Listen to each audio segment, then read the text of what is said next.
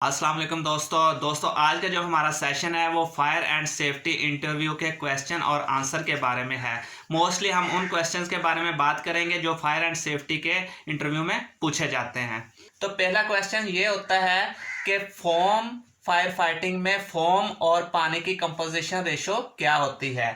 तो foam fire fighting के लिए हम जो है इसका जो आंसर होगा वो ये होगा कि 3% जो है वो फोम इस्तेमाल की जाती है और 97% जो है वो वाटर इस्तेमाल किया जाता है। और जैसे ही आपने इसका ये आंसर दिया तो अगला क्वेश्चन ये हो सकता है कि एक 7000 लीटर वाटर कैपेसिटी का एक फायर टैंक है, उसमें हम कितना फोम डालेंगे।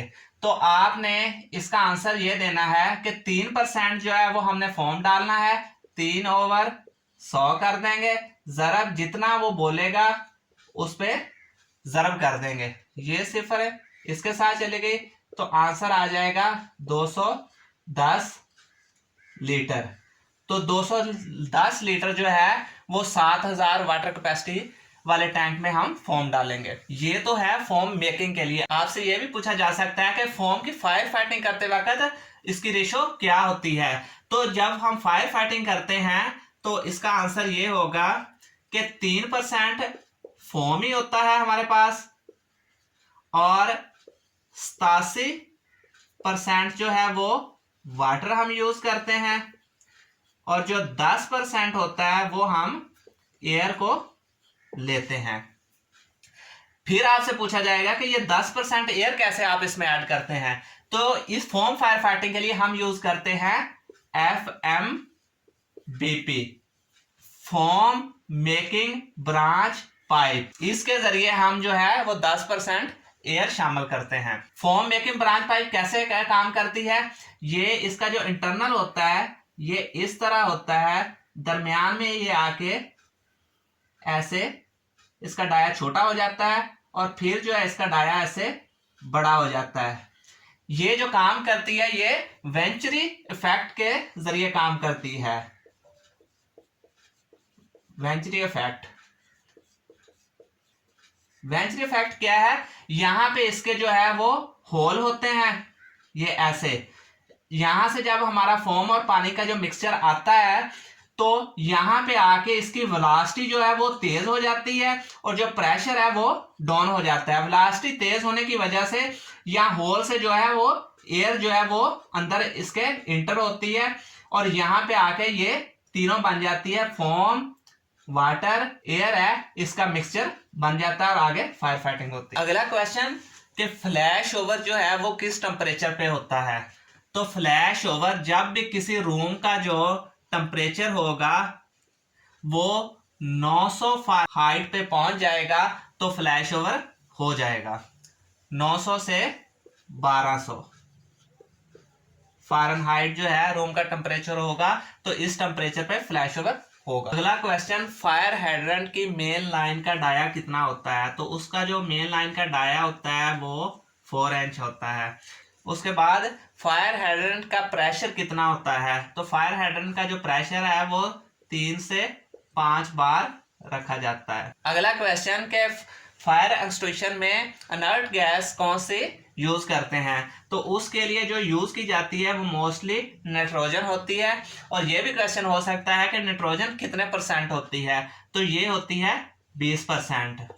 और ये भी क्वेश्चन हो सकता है कि हम नाइट्रोजन को ही क्यों इस्तेमाल करते हैं। एक तो ये सस्ती होती है और दूसरा ये किसी के साथ रिएक्ट नहीं करते। अगला क्वेश्चन जो कि हर इंटरव्यू में पूछा जाता है कि फायर होज का वर्किंग प्रेशर कितना होता है। तो फायर होज को हम 0 से 20 बार पर यूज करते हैं, ये इसका वर्किंग प्रेशर होता है। और ये भी क्वेश्चन हो सकता है कि इसका टेस्टिंग प्रेशर कितना होता है।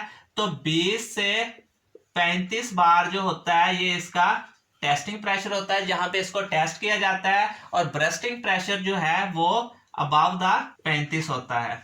इंटरव्यू में याद रखें कि जितना आपसे पूछा जाए उसी का आंसर देना है। अगर आपको वर्किंग पूछा है तो वर्किंग का आंसर देना है, टेस्टिंग पूछा है तो टेस्टिंग का बताना है आपने, और ब्रस्टिंग का पूछा है तो ब्रस्टिंग का बताना है। टू द पॉइंट बात करनी होती है। अगला क्वेश्चन ये हो सकता है कि बिलावे जो है वो किस टेम्परेचर पे होता है?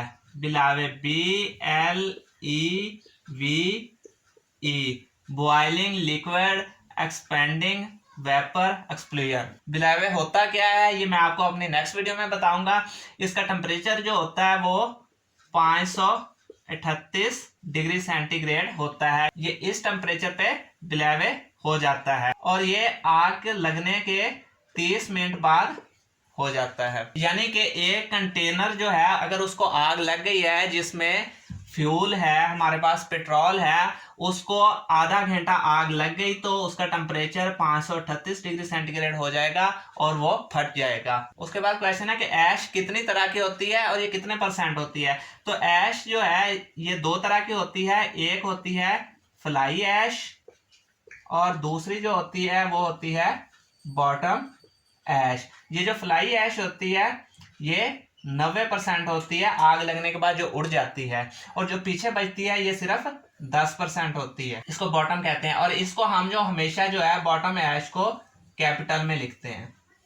उसके बाद क्वेश्चन आता है कि फायर फाइटिंग का जो सेफ डिस्टेंस है वो कितना होता है?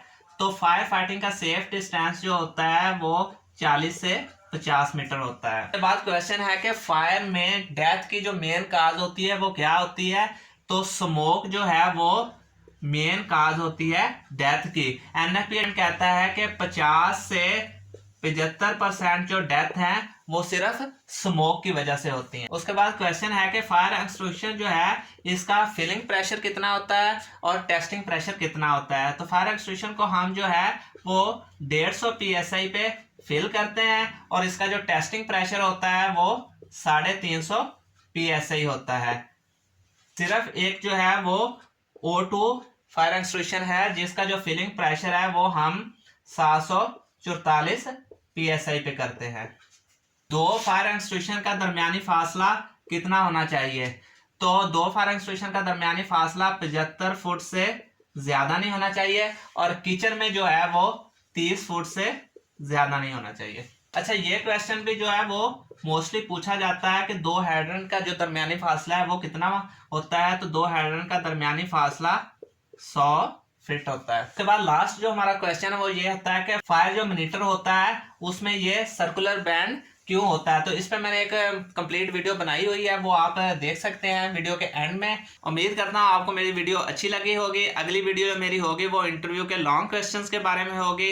अगर आप मेरे इस चैनल पर नए हैं तो और वीडियो देखना चाहते हैं तो मेरे चैनल को अभी सब्सक्राइब कर लें। मिलते हैं अपनी नेक्स्ट वीडियो में, तब तक के लिए अल्लाह हाफिज।